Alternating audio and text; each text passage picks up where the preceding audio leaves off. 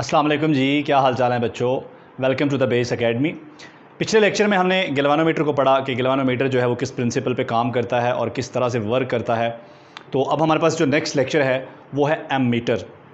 बच्चों, गैल्वानोमीटर जो है उसको हम यूज़ करते हैं करंट को डिटेक्ट करने के लिए, लेकिन आम तौर पर जो गैल्वानोमीटर है, अगर गैल्वानोमीटर में से बहुत स्मॉल करंट भी गुजरे तो उसकी सेंसिटिविटी की वजह से गैल्वानोमीटर जो है वो हमें फुल स्केल डिफ्लेक्शन देता है। ठीक है, फुल स्केल डिफ्लेक्शन से क्या मुराद है, ये देखें हमारे गैल्वानोमीटर का ये वाला पोर्शन, ठीक है, जिस पोर्शन में ये आपको नीडल और ये मीटर नज़र आ रहा है, इसको बोलते हैं गैल्वानोमीटर का मीटर।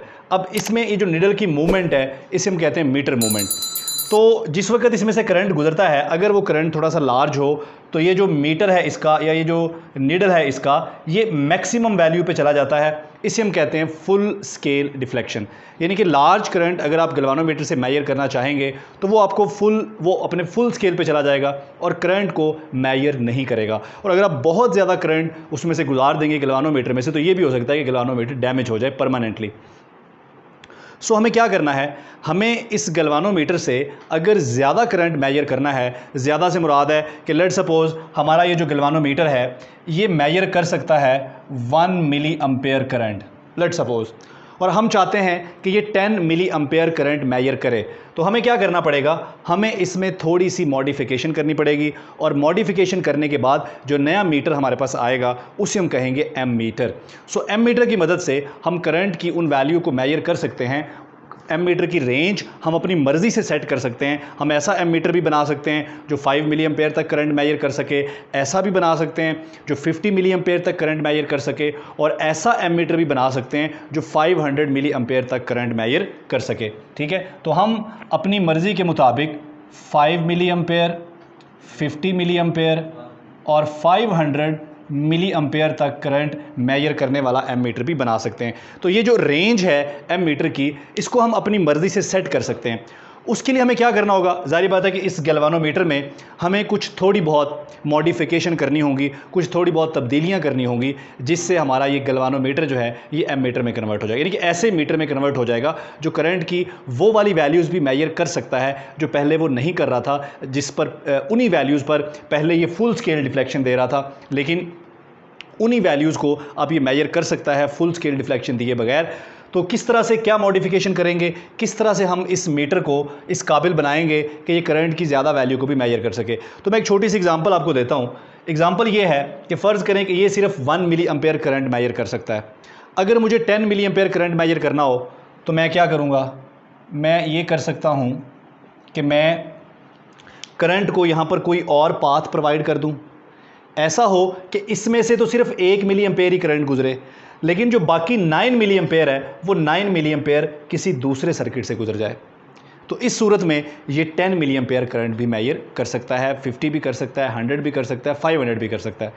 तो सबसे पहले हम देखेंगे कि हम एक गैल्वानोमीटर को किस तरह से एक ऐसे मीटर में बदलते हैं जो करंट की ज़्यादा वैल्यूज़ को भी मेजर कर सकता है। यानी कि हम गैल्वानोमीटर को एम मीटर में किस तरह से कन्वर्ट करते हैं। तो उसके लिए हमने क्या करना है, हमारे पास ये हमारा गैल्वानोमीटर है, ये इसका मीटर है, ठीक है जी। इस गैल्वानोमीटर के पैरेलल हमने एक शंट लगा दिया, एक रेजिस्टेंस लगा दिया, एक ऐसा रेजिस्टेंस, इसको हम बाईपास रेजिस्टेंस भी बोलते हैं। ऐसा रेजिस्टेंस जो करंट को एक दूसरा पाथ प्रोवाइड करता है।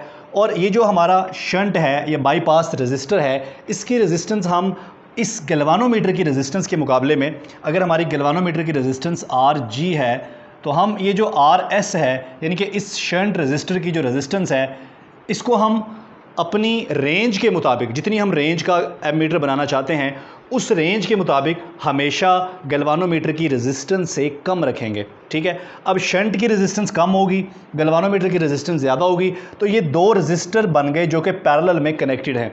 ये गैल्वानोमीटर, इसके अंदर भी एक रेजिस्टेंस होगी जिसको हम RG से रिप्रेजेंट करेंगे, ये शंट की रेजिस्टेंस। अब ये दो रेजिस्टेंस पैरेलल हो गई। आपको पता है कि पैरेलल सर्किट में करंट डिवाइड हो जाता है क्योंकि करंट के पास एक से ज़्यादा पाथ होते हैं। तो यूँ ही हमारा करंट, जिस सर्किट के अंदर हम ये सारा सिस्टम करने जा रहे हैं, जिस सर्किट के अंदर हम करंट मेजर करने जा रहे हैं, उस सर्किट का ये करंट है। और जब ये करंट इस नोड पर पहुँचता है तो अब देखें, इस नोड पर पहुँचने के बाद करंट के पास दो रास्ते हैं। अब ज़्यादा करंट उस रास्ते पे जाएगा जहाँ रेजिस्टेंस कम होगी। तो हमने RS यानी कि शंट की जो रेजिस्टेंस है ये कम रखी हुई है, ठीक है, और गैल्वानोमीटर की जो रेजिस्टेंस है ये हमने ज़्यादा रखी हुई है, इसलिए ज़्यादा करंट यहाँ जाएगा और कम करंट यहाँ जाएगा, ठीक है। तो अब हमारे पास लेट सपोज कि I करंट है, ठीक है, इस I में से कुछ करंट चला गया गैल्वानोमीटर में, तो ये हमारे पास जो गैल्वानोमीटर में चला गया उसको इसमें से माइनस कर दें, I में से IG माइनस कर दें जो गैल्वानोमीटर में चला गया, और जो बाकी बचा वो शंट में चला गया, तो उसको अब कह दें IS। तो हमारा जो शंट वाला करंट है IS है ये बराबर हो गया I माइनस IG। अब यहाँ पर ये क्वेश्चन है कि हमने इस शंट की वैल्यू क्या रखनी है और किस तरह से कैलकुलेट करनी है। तो शंट की वैल्यू आपने रखनी है अपनी रेंज के मुताबिक, यानी कि जितनी रेंज का आप एमीटर बनाना चाहते हैं उतनी रेंज की हमने शंट रेजिस्टेंस रखनी है। तो वो कैलकुलेट कैसे की जा सकती है, उसको कैलकुलेट करने के लिए आप देख रहे हैं कि ये एक पैरेलल सर्किट है, ठीक है। पैरेलल सर्किट में अगर दो रेजिस्टर्स लगे हों तो दोनों के अक्रॉस जो पोटेंशियल डिफरेंस होगा वो सेम होगा। इसका मतलब है कि जो पोटेंशियल डिफरेंस इस गैल्वानोमीटर के अक्रॉस है वही पोटेंशियल हमें ये शंट के अक्रॉस मिलेगा। तो voltage across galvanometer is equal to voltage across shunt. तो वोल्टेज ओहम लॉ के मुताबिक किसके बराबर होता है, IR के। ये आ गया IG, ये आ गया RG, और ये हमारे पास VS है। तो VS हमारे पास क्या आएगा, IS RS। अब यहाँ से RS की वैल्यू निकालना बहुत ही आसान है। RS is equal to IG over IS into RG। लेकिन IS की वैल्यू हमारे पास क्या है, I माइनस IG। तो यहाँ वैल्यू पुट कर दें तो शंट हमारे पास बराबर आ गई IG divided by I minus IG, और यहाँ पर हमारे पास आ गया RG, ठीक है। अब यहाँ पर ये जो करंट है ये करंट हमारी रेंज को भी रिप्रेजेंट करता है कि हम कितनी रेंज का गैल्वानोमीटर बनाना चाहते हैं, ठीक है। मसलन मैं बनाना चाहता हूँ 500 मिली एम्पेयर रेंज का गैल्वानोमीटर, यानी कि ऐसा एमीटर, यानी कि ऐसा एमीटर जो 500 मिली एम्पेयर तक करंट को मेजर कर सके। तो हमें क्या करना होगा, ये I की वैल्यू हमें 500 मिली एम्पेयर सेट कर देनी होगी, ठीक है। तो यहाँ पर अगर आप गौर करें IG, ठीक है, ये भी कांस्टेंट होगा, जाहिर बात है RG भी कांस्टेंट होगा। तो RS और रेंज इन दोनों के दरमियान इन्वर्स रिलेशन बन गया। इसका मतलब है कि आप अपने एमीटर की रेंज जितनी ज़्यादा रखना चाहते हैं आपको शंट रेजिस्टेंस की वैल्यू उतनी ही कम रखनी पड़ेगी। मसलन मैं अगर 500 की बजाय 1000 मिली एम्पेयर करंट मेजर करना चाहता हूं तो उसी हिसाब से मुझे अपनी शंट में उतनी ही ज़्यादा कमी करनी पड़ेगी। तो शंट रेजिस्टेंस और करंट की जो रेंज है, हमारे जो एमीटर की रेंज है, ये एक दूसरे के इन्वर्सली प्रोपोर्शनल है। तो यहाँ तक तो ये कहानी बड़ी सिंपल है, बड़ी सादा है। और ये जो पूरा सर्किट है, इस पूरे सर्किट को हम कहते हैं एमीटर, ठीक है। इस पूरे सर्किट को बुलाते हैं एमीटर, यानी कि एमीटर के अंदर बेसिकली हम इसको एमीटर बुलाते हैं। इसके अंदर मीटर यही लगा होता है, लेकिन एमीटर के अंदर जो पूरा सर्किट है वो ये वाला है, ठीक है। तो ये हमारा बेसिकली बन गया एमीटर। यहाँ तक कहानी बहुत ही सिंपल है, ठीक है। हमने एक एमीटर बनाना है, गैल्वानोमीटर में मॉडिफिकेशन करनी है। सिंपली आप क्या करें, एक बाईपास रेजिस्टर लगा दें गैल्वानोमीटर के साथ, तो वो हमारा गैल्वानोमीटर एमीटर बन जाएगा। लेकिन यहाँ पर जो कन्फ्यूजन होती है मोस्टली बच्चों को, या बच्चे जो मोस्टली सवाल पूछते हैं वो ये पूछते हैं कि जी हमें तो एमीटर में वो नज़र आ रहा है जो हमें ये मीटर दिखा रहा है, क्लियर, लेकिन आप ये कह रहे हैं कि शंट की वैल्यू बहुत कम होती है और ज़्यादातर करंट शंट में से गुजर जाता है। अब शंट वाला करंट तो हमें नज़र नहीं आ रहा, हम तो वही देख रहे हैं जो हमें ये मीटर दिखा रहा है। तो इस मीटर की तरफ तो करंट बहुत कम गया है, क्योंकि इस मीटर की जो रेजिस्टेंस है वो ज़्यादा है, बहुत ज़्यादा है एज़ कम्पेयर टू शंट। तो हम फिर करंट की एक्चुअल वैल्यू मेजर कैसे कर लेते हैं। यानी कि लेट सपोज मैं आपको एग्जांपल देता हूं कि यहां पर आपके पास करंट आ रहा है 10 मिली एम्पेयर, ठीक है, लेकिन हमारा जो गैल्वानोमीटर है, हमारा गैल्वानोमीटर उसको उसमें करंट फ्लो होता है 1 मिली एम्पेयर, ठीक है। तो हमें तो मीटर पे 1 मिली एम्पेयर की रीडिंग नज़र आ रही है, तो हम तो कहेंगे करंट 1 मिली एम्पेयर है, लेकिन करंट एक्चुअली 1 तो नहीं है, करंट तो 10 मिली एम्पेयर है। तो फिर हम किस तरह से मेजरमेंट करेंगे। यानी कि हमने एक सर्किट के अंदर एमीटर लगा दिया, अब एमीटर हमें दिखा रहा है कि करंट है जी 1 मिली एम्पेयर, क्योंकि एमीटर की हमने ये जो हमारा गैल्वानोमीटर है, इसका जो मीटर है, ठीक है, उसके मीटर की रेजिस्टेंस हमने ऐसे सेट की है कि उसमें बहुत कम करंट गुजरेगा, ज़्यादा करंट शंट में से गुजर जाएगा। तो हमें तो यही नज़र आएगा जो हमें ये मीटर दिखा रहा होगा। तो मीटर दिखा रहा है कि 1 मिली एम्पेयर करंट है, लेकिन 1 मिली एम्पेयर तो नहीं है, ये तो गलती हो गई, असल में तो 10 मिली एम्पेयर है।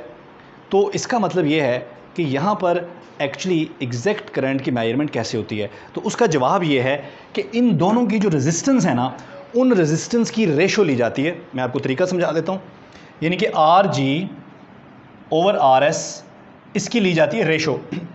इस रेशो का कोई ना कोई आंसर आएगा। लेट सपोज कि इस रेशो का आंसर आ गया जी 10 एम्पेयर, ठीक, सॉरी एम्पेयर नहीं आएगा, खाली 10 नहीं आएगा, इस रेशो का आंसर आ गया 10।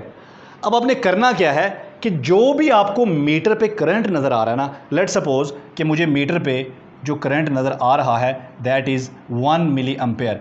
जो भी आपको मीटर पे करंट नज़र आ रहा है उस करंट को आपने इस फैक्टर के साथ मल्टीप्लाई कर देना है, ठीक है। यानी कि मैं IG को मल्टीप्लाई करूंगा 10 से, तो IG मेरे पास 1 है, मल्टीप्लाई बाय 10, ये हो गया 10 मिली एम्पेयर, ठीक है। तो ये जो मल्टीप्लिकेशन फैक्टर होता है ये आम तौर पर हमारा जो मीटर होता है उसके ऊपर लिखा होता है, या हमारे मीटर की एडजस्टमेंट ऐसे की जाती है कि हमारे पास जो रीडिंग आ रही होती है वो उस मल्टीप्लिकेशन फैक्टर से मल्टीप्लाई होने के बाद आ रही होती है।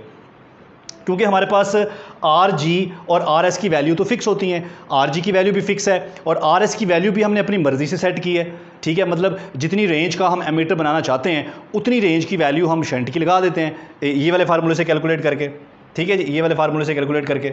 इसमें I जो है ये रिप्रेजेंट करेगा रेंज को, रेंज ऑफ द हमारा एमीटर, जो भी हम जिस रेंज का भी एमीटर बनाना चाहते हैं। सो RS भी हमारे पास है, RG भी हमारे पास है, तो इन दोनों को डिवाइड करके हम मल्टीप्लिकेशन फैक्टर निकाल लेते हैं और उस मल्टीप्लिकेशन फैक्टर को या तो इस मीटर के ऊपर लिख दिया जाता है, यानी कि इससे आपको पता चल जाता है, यूं करके ये लिखा होता है, ऐसे क्रॉस डाल के ना उसके आगे लिखा होता है 10 या 100 या जो भी है, ठीक है। अब इस मल्टीप्लिकेशन फैक्टर का मतलब ये होता है अगर किसी एमीटर के ऊपर क्रॉस 100 लिखा है तो इसका मतलब है कि जो भी रीडिंग आपके पास आ रही है ना उसको 100 से मल्टीप्लाई करें, या जो भी रीडिंग आ रही है उसको 10 से मल्टीप्लाई करें। लेकिन कुछ गैल्वेनोमीटर में ऐसा भी होता है कि ये जो मल्टीप्लिकेशन फैक्टर है इसको मल्टीप्लाई करने के बाद वो मीटर के ऊपर स्केल इस तरह से बनाया जाता है कि जो भी वैल्यू होती है वो अंडरस्टूड मल्टीप्लाई होकर होती है। तो यूँ हम एमीटर की वैल्यू को, एमीटर से करंट की वैल्यू को एग्जैक्ट मेजर कर सकते हैं। अच्छा, उसके बाद ये है कि ये तो सारा सर्किट किसका है, ये सारा सर्किट है एमीटर का। अब एमीटर खुद कैसे लगता है किसी भी सर्किट के अंदर जहाँ पर हमने करंट मेजर करना है, तो जाहिर बात है कि हम चाहते हैं कि हमारा जो एमीटर है सारा करंट उसमें से पास हो ताकि ये एक्यूरेटली मेजर कर सके करंट को। तो किसी भी सर्किट में लेट सपोज कि मेरे पास कोई सर्किट है, एक सिंपल सर्किट है, इसमें एक बैटरी लगी है, एक रेजिस्टर है, ठीक है जी, और यहाँ पे एक स्विच लगा दें। अब आप स्विच को क्लोज़ करेंगे तो यहाँ से करंट फ्लो करेगा। अब करंट के पास एक ही पाथ है, तो हमें एमीटर को सर्किट के अंदर सीरीज़ में लगाना है, ठीक है। जो भी हमारा सर्किट कंपोनेंट है उस कंपोनेंट के साथ इसको सीरीज़ में लगाना है ताकि सारा करंट इसमें से पास हो और ये करंट को एक्यूरेटली मेजर कर सके। अच्छा, उसके बाद हमारे पास दो तरह के एमीटर होते हैं, एक हमारे पास थ्योरेटिकल एमीटर होता है और एक हमारे पास प्रैक्टिकल एमीटर होता है। जो थ्योरेटिकल एमीटर होता है जिसको हम आइडियल एमीटर भी बोलते हैं, आइडियल एमीटर की जो रेजिस्टेंस होती है ये ज़ीरो होती है। जब रेजिस्टेंस जीरो होगी तो इसमें से मैक्सिमम करंट फ्लो करेगा। लेकिन जो प्रैक्टिकल एमीटर होता है हमारे पास, जो हम जिसको यूज़ करते हैं, ठीक है, रियल जो हमारे पास एमीटर होता है उसकी रेजिस्टेंस कभी भी ज़ीरो नहीं होती, हमेशा ज़ीरो से ज़्यादा होती है। सो एक जो आइडियल एमीटर है उसके लिए रेजिस्टेंस ज़ीरो होनी चाहिए ताकि मैक्सिमम करंट गुजरे। लेकिन एक प्रैक्टिकल एमीटर जो होता है उसकी रेजिस्टेंस बहुत ही लो होती है। बहुत लो इसलिए होती है ताकि सर्किट के करंट को कंज्यूम ना कर ले, ज़्यादा से ज़्यादा करंट इसमें से गुजरे, और कम रेजिस्टेंस होगी तो ज़्यादा से ज़्यादा करंट इसी में से गुजरेगा, ठीक है जी। तो इसके साथ ही हमारा जो एमीटर का लेक्चर है ये कंप्लीट हो गया। अगर कोई क्वेश्चन है, कोई बात आपको समझ नहीं आई या कोई कुछ आप शेयर करना चाहते हैं तो ज़रूर करें। Thank you, Allah.